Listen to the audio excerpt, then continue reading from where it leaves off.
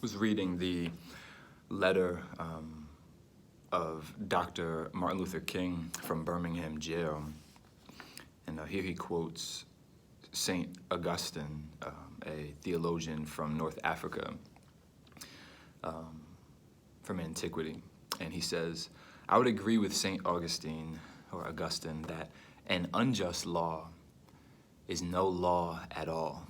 Now, what is the difference between the two? How does one determine when a law is just or unjust?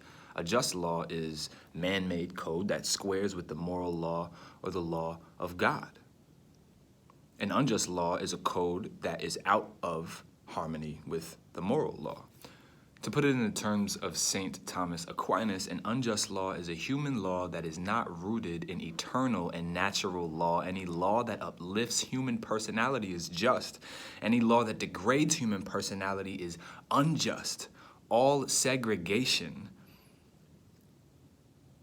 statutes are unjust because segregation distorts the soul and damages the personality.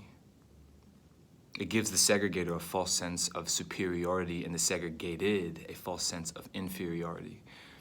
And I couldn't have said it any better, which is why I just spent most of this time reading that. I love how Dr. Martin Luther King actually, in his activism, shows you why the Bible and the law of God and God's creation and God's purpose for humanity and for the earth constitutes that we act as the uplifter of the oppressed, and why unjust law and segregation and racism and things like that directly go against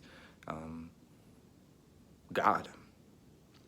God created all of us and we bear his image, and segregation and racism and prejudice from any direction directly is the antithesis of the fact that we are all image bearers of God. It's dehumanizing. And so just reading that this Black History Month, I always try to go through this. It's only a 23-page letter. I definitely encourage you to read it. It's free to find online, really easy. You can find it.